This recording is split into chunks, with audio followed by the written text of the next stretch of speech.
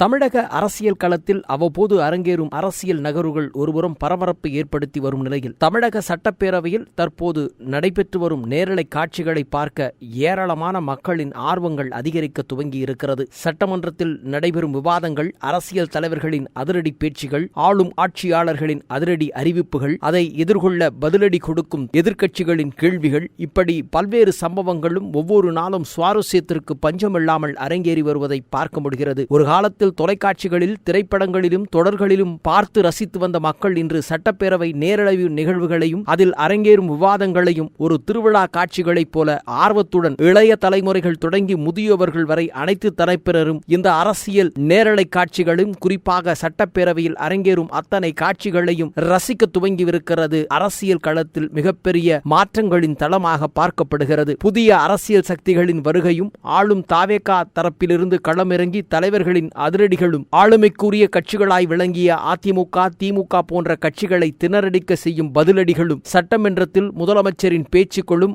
அவருக்கு பக்கபலமாய் அடுக்கடுக்கான பதில்களை சொல்வதில் ஆதாரங்களுடன் தங்கள் நிலைப்பாட்டை ஓங்கி ஒழிக்கும் ஆளும் கட்சியின் அமைச்சர்களின் பட்டியல்களில் குறிப்பாக ஆதவ் அர்ஜுனா, ராஜ்மோகன், புசி ஆனந்த் என ஒவ்வொருவரும் தங்களின் வாதத்தை களங்களில் எடுத்து வைப்பதும், சட்டப்பேரவை நிகழ்வுகளில் யாருக்கு மேன் ஆஃப் த மேட்ச் கொடுப்பது என்று தெரியாத அளவுக்கு தற்போது களங்கள் அரங்கேறி வருவதை தொலைக்காட்சியில் நேரடியாக பார்க்கும் நேரலை காட்சிகளை பார்க்கிறவர்களின் விமர்சனங்களாக இது ஒலிக்கப்படுகிறது. திமுக தரப்பிலிருந்து பல சட்டமன்ற உறுப்பினர்கள் கேள்விகளுக்கு எழுப்புகின்ற பொழுதும் அந்த கேள்விகளுக்கு பதிலடி கொடுக்கும் வண்ணமாய் ஆளும் தாவேகா அரசின் அமைச்சர்கள் மிகப்பெரிய ஆளுமைக்குரிய அரசியல் அனுபவம் வாய்ந்தவர்கள் போல உடனடியாக எழுந்து பதிலடி கொடுப்பதும், அரசியல் களத்தில் 3 ஆண்டுகளுக்கு முன்பு துவங்கிய ஒரு கட்சியின் இயக்கம் ஆட்சி படத்தில் முதல் தேர்தலை சந்தித்தவர்கள் என்பத முன் அனுபவங்கள் இல்லாதவர்கள் என்பதான பல விமர்சனங்கள் முன்வைக்கப்பட்டிருந்த நிலையிலும் கூட துறை ரீதியான கேள்விகளுக்கு பதிலடி கொடுப்பதில் முந்தியடித்துக் கொண்டு துறை ரீதியாக அமைச்சர்களும், மூத்த சில அமைச்சர்களும் பேரவையில் விளக்கங்களை கொடுப்பதும், நகைச்சுவையாக மட்டுமல்லாமல் நாகரிகமான முறையில் கேள்விகளுக்கு, எதிர்க்கட்சிகளின் கேள்விகளுக்கு தரமான பதில்களை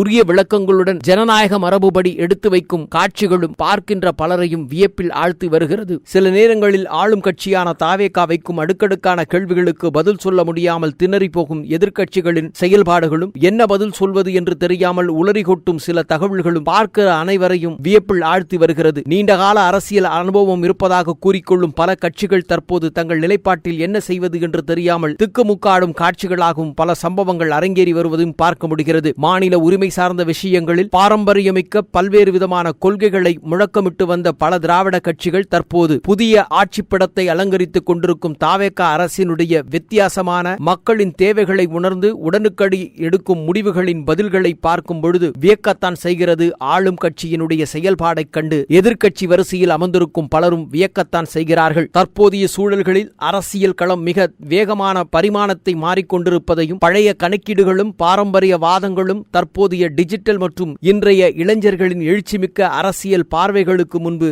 வித்தியாசமான பார்வையின் களமாக தமிழக சட்டப்பேரவையின் நிகழ்வுகள் அன்றாடம் அரங்கேறி வருவதை காண முடிகிறது. ஆரோக்கியமான ஜனநாயக கடமைகளை ஆற்றுவதில் சட்டமன்ற உறுப்பினர்கள் எழுப்புகின்ற கேள்விகளுக்கு உடனடியாய் ஆளும் அரசு பதிலடி கொடுப்பதும், ஜனநாயக ரீதியான அடுத்தடுத்த நகர்வுகளை நோக்கி பயணிப்பதும், வித்தியாசமான கோணங்களின் நேரலை காட்சிகளை பார்க்கிறவர்களின் எண்ணிக்கை நாளுக்கு நாள் அதிகரித்துக் கொண்டிருப்பதே ஒரு சுவாரஸ்யமான செய்தியின் வெளிப்பாடாக பார்க்க முடிகிறது. இந்த சூடான அரசியல் களத்தில் அடுத்து என்னென்ன திருப்பங்கள் வரப்போகிறது என்பதை காண்பதற்கு ஏராளமானவர்கள் தொலைக்காட்சியின் சட்டப்பேரவை நிகழ்வுகளை நேரலை காட்சிகளாய் காண்பதற்கு காத்திருப்போரின் பட்டியலும் அதிகரித்துக் கொண்டு போவது ஒரு ஜனநாயக மறுமலர்ச்சியின் மறுபக்கமாகவே பார்க்கப்படுகிறது.